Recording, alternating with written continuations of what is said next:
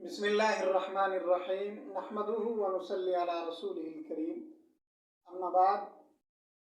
ناظرین ناظرین و سامعین، حال ہی میں ایک مسجد کے تعلق سے جو تنازع چلا، اسی سلسلے میں گفتگو کرنے کا ارادہ ہے۔ میں سمجھ رہا تھا سوشل میڈیا پر یہ طوفان تھم جائے گا، مگر ایسے ناقبت اندیش لوگ، ایک ایشو ختم ہی نہیں ہوتا، ایک گستاخی ختم ہی نہیں ہوتی، دوسری گستاخی شروع کر دی جاتی ہے۔ بہرحال کرنے والے کیا کرتے ہیں، عند اللہ وہ اس کا حساب دیں گے۔ اسی سلسلے میں ایک ساتھی کی طرف سے ایک اسکرین شاٹ آئی ہے اور ایک اہم پہلو ہے، اس کے اوپر گفتگو کرنی ہے۔ آپ اس گفتگو کو آخر تک سماعت فرمائیں اور اس کو نوجوانوں تک، عام آدمیوں تک پہنچے۔ ایک بات آپ نے سنی ہوگی کہ مسجد ضرار، ہمارے یہاں یہ بڑی پریشانی کی بات ہے، ہمیں جس سے ذرا سا اختلاف ہو جائے عقیدے میں، نظریے میں، کسی مسئلے میں، دین کے فہم میں، تو ہم فوراً چڑھائی ان عبادت گاہوں پر کرنا شروع کر دیتے ہیں، اس آدمی کا یا اس فرد فرید کا یا اس جماعت کا یا اس طبقے کا جن عبادت گاہوں سے ہوتا ہے۔ چونکہ سارے ایمان والے ہیں، کلمہ تو ہم نے پڑھا ہوا ہے، مسلمانوں کی فہرست میں داخل ہیں، اور مسلمانوں کی عبادت گاہیں مساجد ہیں۔ مسجد کا جو تصور قرآن مجید نے دیا ہے، اسلام نے دیا ہے، لَمَسْجِدٌ أُسِّسَ عَلَى التَّقْوَىٰ، ہر مسجد جو اہل ایمان کی مسجد ہے، مسلمانوں کی مسجد ہے، اس کی بنیاد تقوی پر ہے۔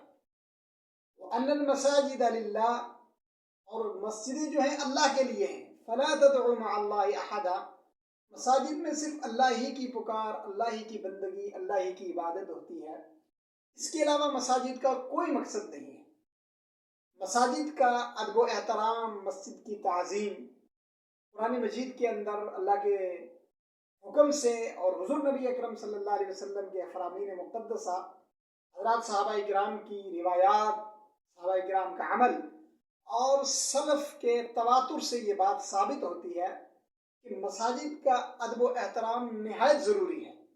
وَمَن يُعَظِّمْ شَعَائِرَ اللَّهِ فَإِنَّهَا مِن تَقْوَى الْقُلُوبِ، مساجد اللہ کا شعار ہے، مساجد کا ادب و احترام وہی کرے گا جس کے اندر تقویٰ ہوگا۔ اب یہاں پر یہ سوال پیدا ہوتا ہے، پہلے میں یہ جو میرے پاس ایک تحریر آئی ہے، ایک اسکرین شاٹ آئی ہے، اس پر کیا لکھا گیا ہے اس کا خلاصہ میں آپ کو بتاتا ہوں۔ یہ جاوید اقبال قادری صاحب ہیں، کوئی یہ آیت کوٹ کرتے ہیں، وَالَّذِينَ اتَّخَذُوا مَسْجِدًا ضِرَارًا وَكُفْرًا وَتَفْرِيقًا بَيْنَ الْمُؤْمِنِينَ۔ عہد رسالت صلی اللہ علیہ وسلم میں مدینہ المنورہ میں جب پہلی اسلام کی مسجد بنی تو اس کے مقابلے میں منافقین نے ایک مسجد تعمیر کی، اور قرآن مجید نے، اللہ نے، رسول اللہ صلی اللہ علیہ وسلم نے اس مسجد کو مسجد ضرار قرار دیا۔ ضرار کا مطلب ہوتا ہے نقصان دہ، نقصان کی جگہ، نقصان دینے والا، یا جس کے ذریعے بہت زیادہ نقصان ہوتا۔ اس مسجد کو جو منافقین نے تعمیر کیا تھا، اس کی ایک لمبی تاریخ ہے، اس پر پھر کبھی بات کریں گے۔ دراصل ان کے عزائم یہ تھے، اہل ایمان کی مسجد کو اجاڑنا چاہتے تھے، اہل ایمان کو نقصان دینا چاہتے تھے، اسلام کو نقصان دینا چاہتے تھے، اور بظاہر انہوں نے مسجد کا نام دے کر ایک عبادت گاہ بنائی، اور حضور اکرم صلی اللہ علیہ وسلم اور حضرات صحابہ کرام کو یہ دعوت دی کہ وہ اس کے اندر آئیں، تو قرآن مجید نے اس کا ذکر کیا۔ لیکن بڑے افسوس کی بات ہے، آج کے ہمارے جو طبقات ہیں، بطور خاص بر صغیر کے اندر دیوبندی، بریلوی، اہل حدیث، اب سوال پیدا یہ ہوتا ہے، کیا ان کی مساجد کو مسجد ضرار کہا جا سکتا ہے؟ آپ نے بھی مرنا ہے، میں نے بھی مرنا ہے، اللہ سے ڈرو، یہ اللہ کی مسجدیں ہیں۔ مجھے اس پر ایک لطیفہ یاد آ گیا، ہمارے ایک دوست ہیں، انہوں نے بڑی پیاری بات کہی۔ ایسے مساجد کے تعلق سے بات چلی کہ ہمارے ملکوں میں بعض جگہوں پر مساجد کے اوپر خاص طبقوں کے، جماعتوں کے نام ہوتے ہیں، تو اس نے بڑی پیاری بات کہی کہ سعودی عرب کے اندر یا عرب دنیا کے اندر ہم نے دیکھا کہ صرف مسجد کا نام ہوتا ہے، مسجد عبداللہ ابن عمر، مسجد فلاں فلاں فلاں، یا جس نے بنائی ہے. انہوں نے کہا کہ ہمارے یہاں مسجد یا دیوبندی ہے یا بریلوی ہے یا اہل حدیث ہے، یعنی یہاں مسجد دیوبندیوں کی ہے یا بریلویوں کی ہے یا اہل حدیثوں کی ہے، اللہ کی مسجدیں نہیں. اور بڑی پیاری بات کہی کہ اللہ کی مسجدیں صرف اگر آپ نے دیکھتی ہیں تو عرب میں چلے جائیں. اب یہاں سعودی عرب میں ہوں، کویت میں ہوں، قطر میں ہوں، کسی بھی ملک کے اندر ہوں، آپ دیکھیں گے آپ کو خالص مساجد اللہ کے گھر ملیں گے. آپ کو کوئی پتہ نہیں چلے گا کہ یہ کس طبقے کی ہے، کس سیٹ اپ کی ہے، صرف اللہ کی مساجد ہے. مسجد کا مختصر سا نام ہے اور وزارت شؤون الاسلامیہ کا ایڈریس ہے کہ وہ یہ اوقاف کے زیر انڈر ہے یا نہیں ہے، بس. اب میرے بھائیوں، ہمارے یہاں جو مساجد ہیں، ہماری بدقسمتی کہیے، ہماری کمزرفی کہیے، یا اللہ کی طرف سے پھٹکار کہیے کہ ہمارے یہاں مساجد بھی تقسیم ہو چکی ہیں. اب اندازہ لگائیں کہ مسجد کو پہلے کوڈ سے تشبیہ دیا گیا، اب سوشل میڈیا پر اسی مسجد کو مسجد زرار کہا جا رہا ہے کہ یہ مسجد زرار ہے. خدا کے بندو، اگر مسجد زرار کہنا ہی ہے، کم سے کم مسجد زرار کی تاریخ تو ہم پڑھ لیں کہ مسجد زرار کا فلسفہ کیا تھا، مسجد زرار کیوں بنائی گئی تھی، یا مسجد زرار کس کو کہا جاتا ہے.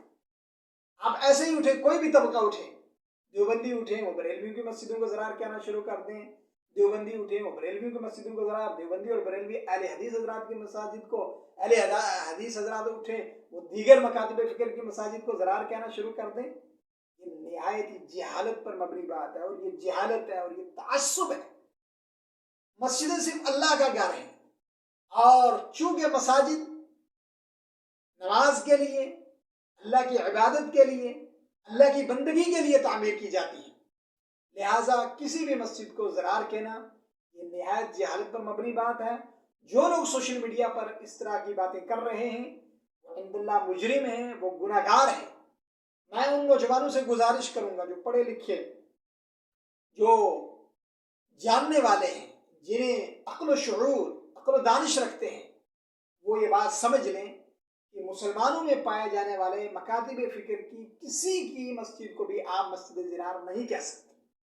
اس لیے کہ کوئی بھی مکتبہ فکر جب مسجد بناتا ہے وہ اسلام کو نقصان دینے کے لیے، اسلام کو نقصان پہنچانے کے لیے نہیں بناتا، بلکہ اس کی نیت ہوتی ہے کہ اس مسجد کے اندر اذان ہوگی، اللہ کی عبادت ہوگی اور بندگی ہوگی.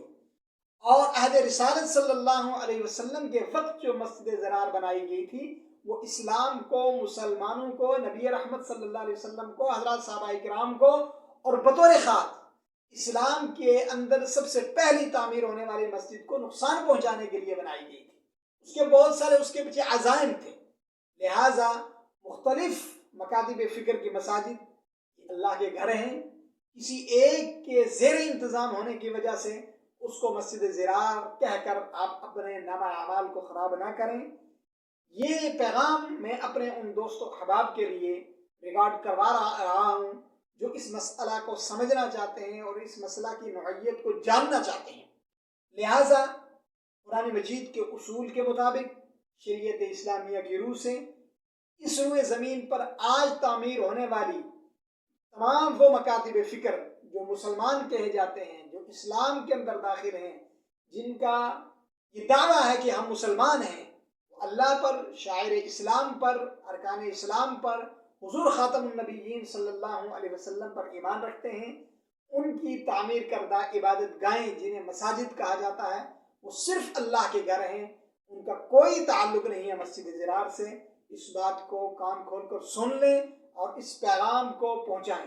اس سلسلے میں آپ دیکھیں جو آدمی اس طرح کی بات کرے گا، اس کا کسی بھی جماعت سے تعلق ہوگا، وہ کسی کی مسجد کو مسجد زرار کہے گا، وہ نہایت ہی بے وقوف، جاہل اور بدتمیز انسان ہے. ایسے لوگوں سے چھٹکارا پائیے، تعلیم کی طرف آئیے، تربیت کی طرف آئیے، قرآن و سنت کی طرف آئیے، شریعت اسلامیہ کے مزاج کو پہچانیے، حضور اکرم صلی اللہ علیہ وسلم کی تعلیمات کو جانیے. انشاءاللہ جب آپ اس قدر اسلام کے مزاج کو سمجھنے والے بن جائیں گے، اللہ کے لیے تعمیر کی جانے والی مساجد کو آپ کبھی بھی مسجد زرار نہیں کہیں گے. اس لیے کہ مسجد زرار کی بنیاد نفاق پر تھی، دھوکے پر تھی، فراڈ پر تھی، مسلمانوں کو نقصان پہنچانے پر تھی. رسول اکرم صلی اللہ علیہ وسلم اور آپ کے صحابہ کرام کو اذیت دینے پر موقوف تھی اس کی بنیاد، اس لیے اس کو مسجد ضرار قرآن نے کہا، اللہ نے کہا، اور رسول اکرم صلی اللہ علیہ وسلم نے اس کے گرانے کا حکم دیا۔ امید ہے آپ کو بات سمجھ میں آ گئی ہوگی۔ اللہ رب العالمین عمل کی توفیق عطا فرمائے۔